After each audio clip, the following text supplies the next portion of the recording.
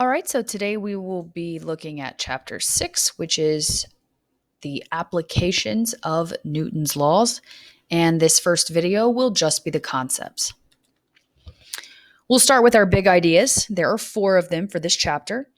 We'll be looking at the forces of friction, the forces from springs, translational equilibrium, and circular motion.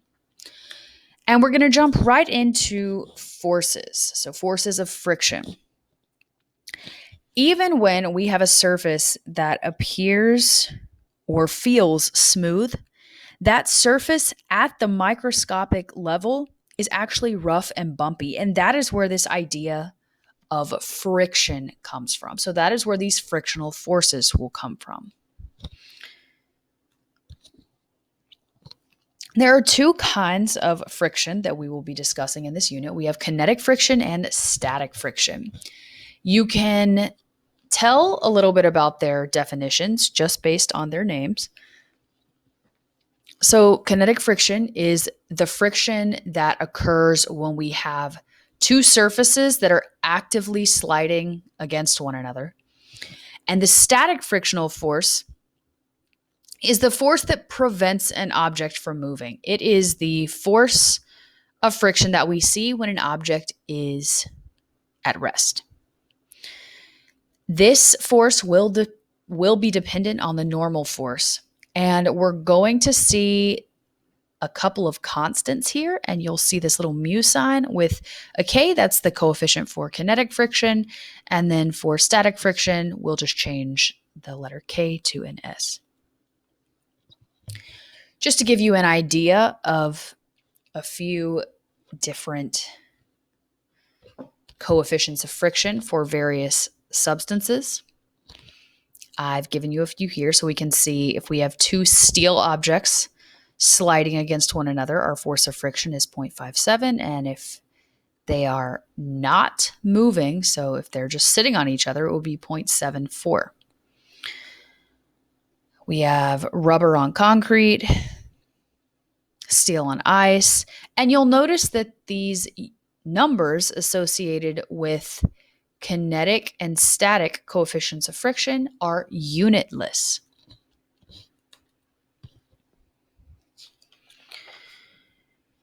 When it comes to kinetic friction, we have a few rules that we have to follow. So, first of all, kinetic friction is proportional to our normal force between the surfaces. So if we see the normal force has increased, then so has our force of kinetic friction. That force is not dependent on how quickly the surfaces are moving against one another, and it is not dependent on the amount of area of those substances that is in contact. It is dependent on the normal force between the substances. So we can see in this image, when we have a single brick, we have our normal force, we have our force of weight, and the kinetic friction is going in the opposite direction of the movement when this is actually pulling it and causing the brick to move. However, when we add another brick, therefore doubling the mass, we're also doubling that normal force, which means our force of kinetic friction will double as well. Static friction, on the other hand, can take on any value from 0 to some maximum. And the maximum depends on, it depends on the surfaces that we're dealing with. This too is not dependent on the area of contact between the surfaces. So it doesn't matter how much of these objects are touching, that coefficient of static friction and the static friction itself is going to be the same. And the static friction is parallel to the surface of contact, and it is in the direction of motion, which opposes the movement. Hopefully this picture will help you to see that a little bit more. So static friction could have a magnitude of 0. If the object is not moving, static friction will just be 0. It might be greater than 0. It can have some maximum value, but once it actually begins sliding, the friction from the kinetic friction has a magnitude that is larger than the static friction. And so the kinetic friction takes over at that point. So that's why I say a maximum value. And the maximum value is just below whatever that force is from kinetic friction. That is very difficult to understand through or to explain through a video and an image, and I'm sorry about that. So again, the force of static friction can have some value between 0, and it can equal 0, up to a max, and that max is where the kinetic friction would take over when the surfaces begin sliding against one another. And we can find it by multiplying our coefficient of static friction by the normal force. So both are actually proportional to the normal force of the objects. Here we see a graphical form, and y'all are going to be looking at a few more graphs in your lab this week. So starting at point 0, where we have no movement of an object against a surface, we see that as time moves on, the force is increasing and increasing and increasing. And all of a sudden it drops off and it's steady as we continue to move forward, and that force stays constant. So this line right here, this diagonal, if we drew a best fit line, we'd be able to get a more accurate number, but we're just going to estimate right now. So as we move up, we actually see this force of static friction increasing and increasing and increasing until it hits a maximum. And at that point, we see a drop because the objects have started sliding against one another, and this kinetic force of friction has taken over.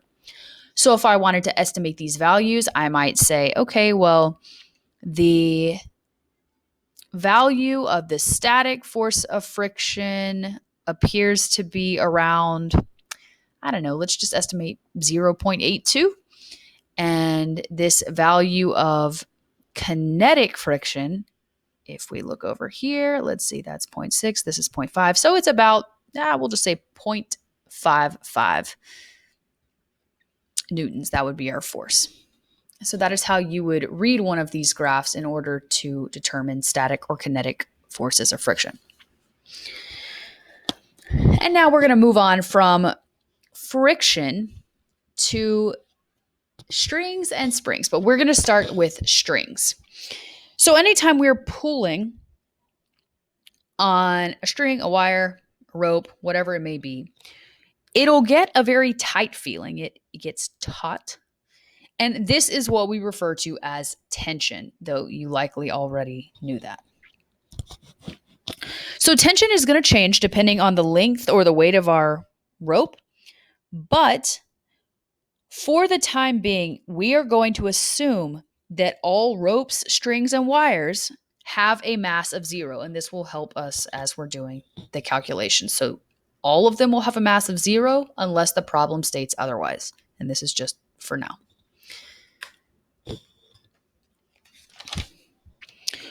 Pulleys are systems which allow us to raise and lower objects, and an ideal pulley is one that is going to change our direction of motion only. It will not change the magnitude. So an ideal pulley simply changes that direction of tension instead of the magnitude. That's ideal. Okay, now for the springs part of strings and springs. Here we see Hooke's law come into action. And this law states that our force will increase depending on the amount of stretching or compression that the spring is experiencing. And this can be found through a simple formula. The force is going to be equal to K multiplied by X, and K is the spring constant. So that is a constant value.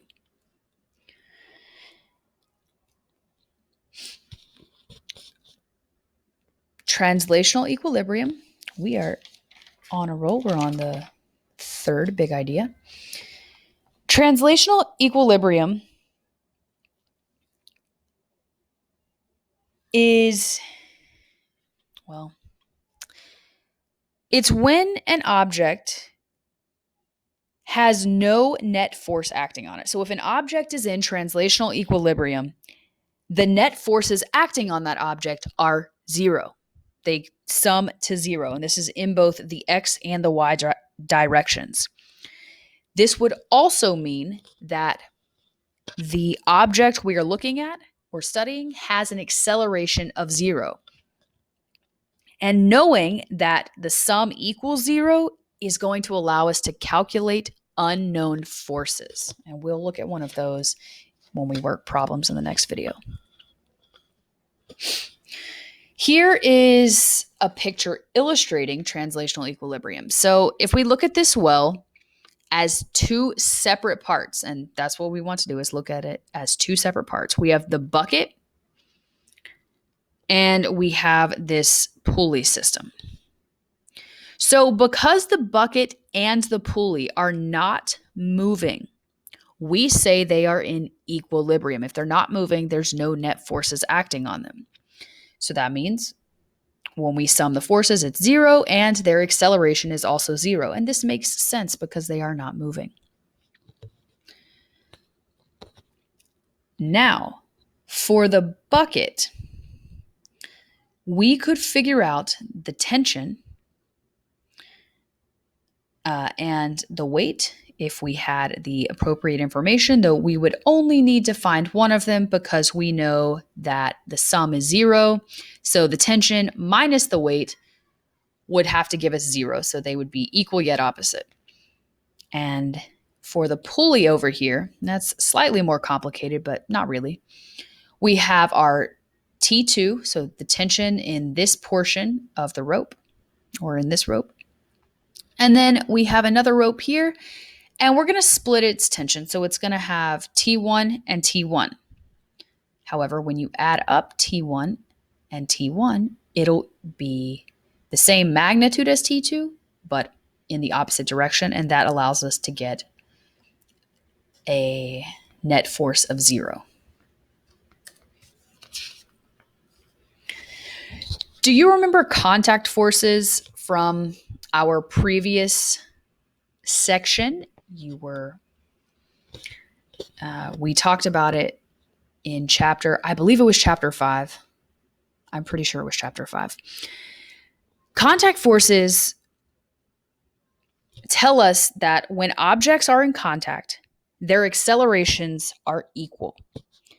This is also true when objects are connected. So the objects themselves aren't touching, but the objects are connected by something like a string or a wire.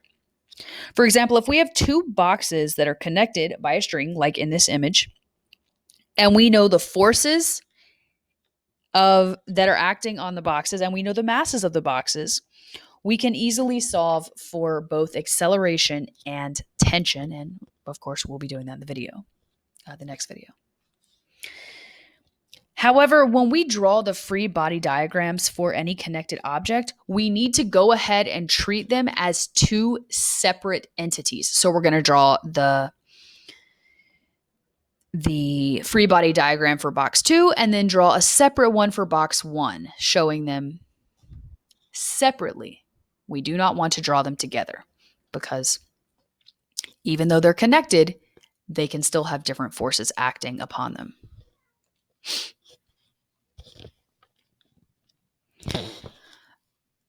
Okay, this is just a bit of a helpful hint.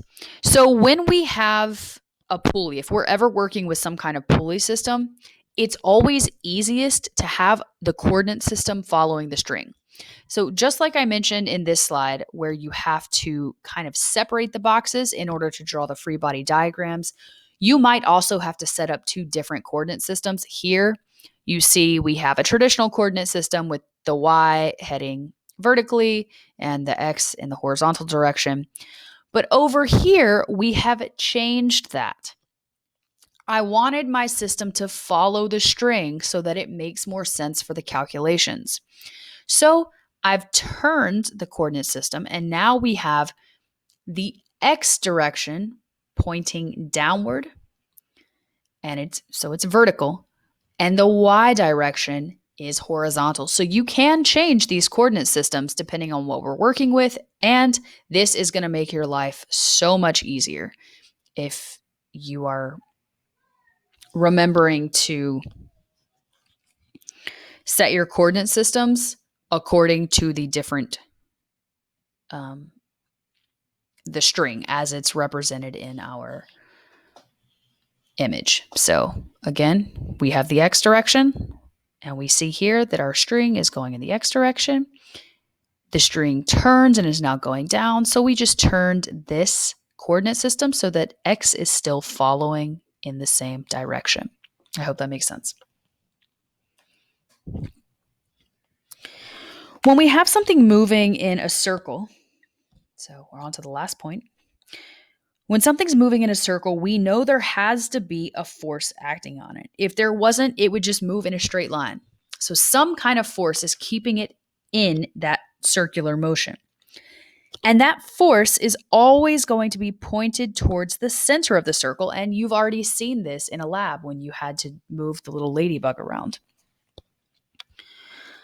So when we have this circular motion, and I have a diagram here, I can look at point 1, which is in this quadrant, and point 2, which is in a different quadrant. And they're going to have the same speed, but their direction will be different. So we can see here, our velocity vector is pointed outward, and over here it's starting to point downward. And that will continue happening as we move around. So when we have a changing direction of motion, again, I hope you remember this from the lab we did previously, it means the velocity is changing, and that means that we have an acceleration.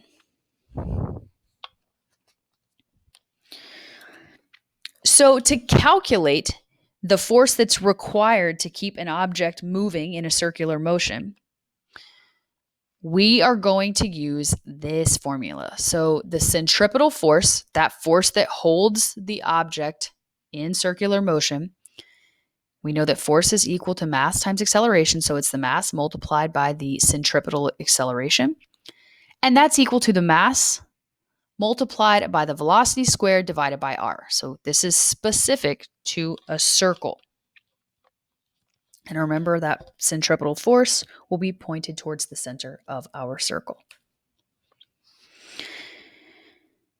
That force can come in many forms. So it might come from the tension that's in a wire or a string, like in this image where we see the man slinging something around his head. It can come from the normal force. It can come from friction on, say, a road surface, or it can even come from gravity. So there's several places where the force of this circular motion can stem from.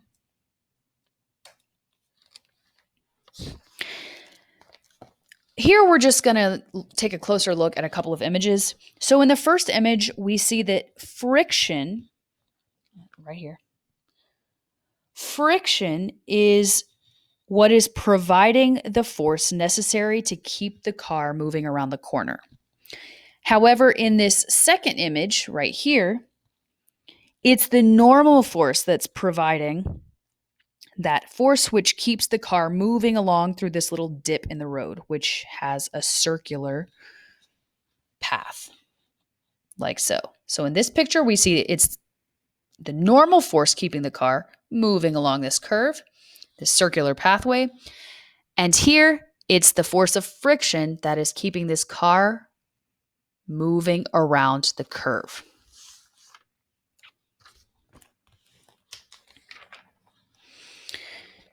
Finally, if an object's speed is increasing or decreasing, so it can be either increasing or decreasing along the circular path, it will have two accelerations. The first is going to be a tangential acceleration. So it's tangential to its path, like so. And it will change the speed of the object. Then we have the centripetal acceleration, which is perpendicular to the path, and it changes the direction of motion. So it's typically going to be pointed in towards the center of our circular area. And then we can combine these two vectors to find our total acceleration. So total acceleration will just be the tangential acceleration plus our centripetal acceleration. That's it for this. We have covered friction, both static and kinetic. We've looked at springs. We've also looked at tension within a rope. We looked at translational equilibrium, and we looked at circular motion. So here's a quick summary. Remember that this is the formula we would use to find kinetic friction or static friction. And here's our information for the force exerted by a spring. We have down here our formula for finding centripetal force. And this is a reminder that connected objects have the same acceleration. And that is it for the concepts. I'll be back with a few problems for us to work together. Thank you all for watching.